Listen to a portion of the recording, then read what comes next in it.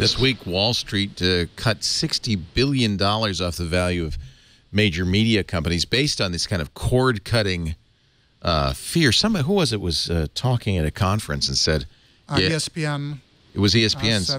Their revenues are down for the first time. It sounds like the TV business is finally acknowledging that cord-cutting might impact their business over the long term, which until recently they were in real fierce denial mode about.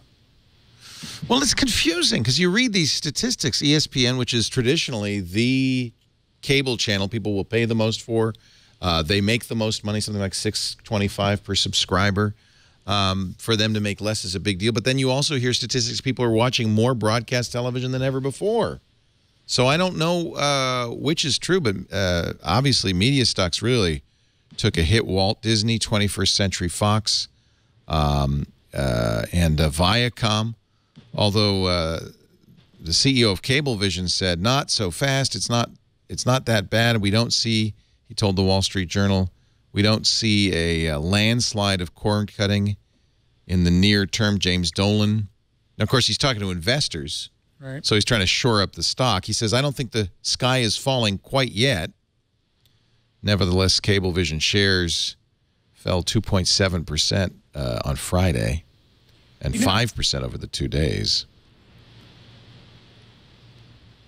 Leo, the key way to think about any of these changes is we are beginning to see a whole generation think about television not as television, but something on demand.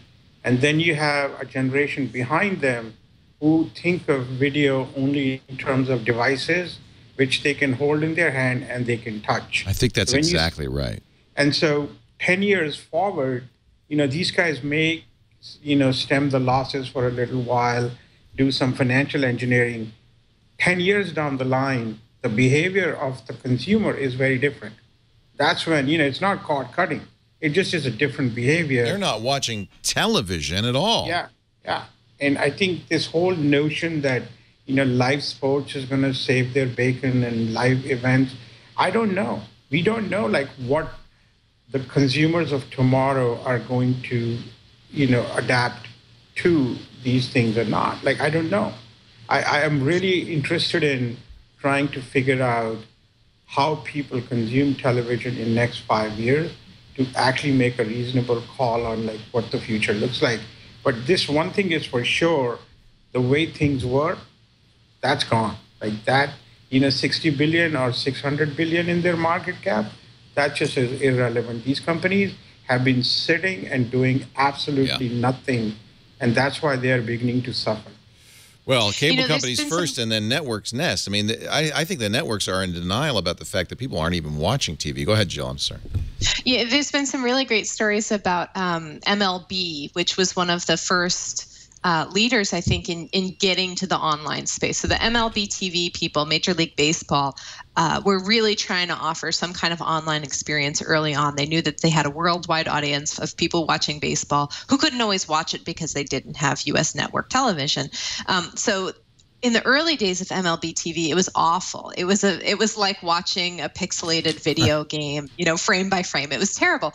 But they stuck with it and they developed it out.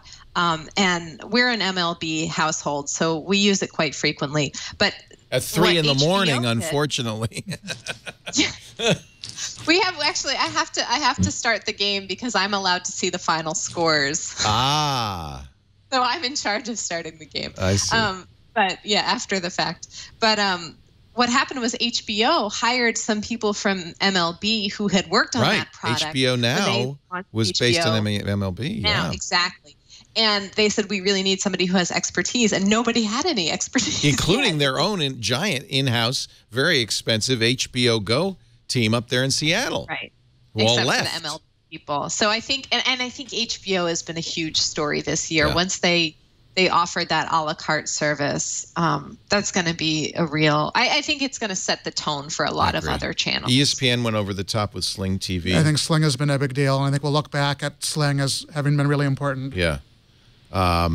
Yet, I think the real problem is exactly his own points out. I have 2 kids, 23 and 21. The 23-year-old will watch Netflix, she'll sit down in front of a TV set She's a cord cutter in that sense. She's not watching live programming. She's watching on-demand programming off the internet. The 21-year-old won't do that. He watches YouTube, and that's it. And I feel like that's really, I mean, you're missing the boat if you're thinking, oh, the next thing is over the top. As I think you nailed it, which is TV watching itself has changed completely, and people are using mobile devices. They're not watching TV. They're consuming content in some completely different way.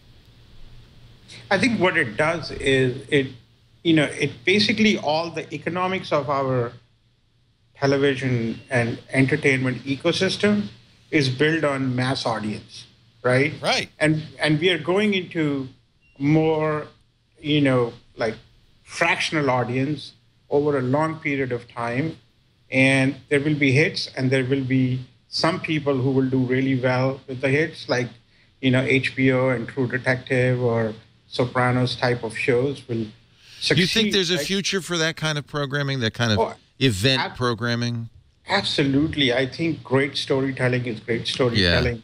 Whether you tell them through, you tell them as a poem, or you tell them as a movie, or as a, running TV series. Great stories are great stories. There will be the focus has to be on finding that interesting thing that people are glued to. But most of the viewing is going to be fractional. So the economics of the industry changes not from mass audience, which is like mass audience, put lots of television, charge lots of money, and go home. Whereas fractional is, everything is just, up for grabs. Maybe we need to be thinking really, really hard about paid content, subscription models, which are entirely different than what they are today. I think Netflix works because it is actually an interesting business model, not because it has the best content. It's like they figured out that for $10 a month, people are okay putting up with, a lot of average content as long as they find something to see on a daily basis. We don't really care as long as there's colors and people moving. It doesn't really matter what it is. But think about it this way. How much time do you have in your day anymore if to watch television? Right. Like, let's take what's happening in our society right now. If you don't have full-time jobs in the middle class, people are going to work 2, 3, 4 jobs. They're going to do, right, to make ends meet. They're not watching television. They will watch television within, all these things they're doing and finding. We'll have to steal time to entertain ourselves. Does that mean short form is going to be more successful? Not like 2-minute videos, definitely, but I'm sure, there will be, like somebody might come up with a new format. It's hard to tell a story. In fact, you're seeing really the opposite when you think about the fact that these HBO shows like Game of Thrones or True Detective really are 30 or 40-hour movies. They're not even 2-hour movies. They're spread out, but they're a lot of hours. We've gotten better at a long story arc than ever before. We like those long stories. How about like a 2-hour news screensavers? It is 2 hours, as a matter of fact. Well, it feels like it's like half hour. Good. I like it. Thank you, Rock on.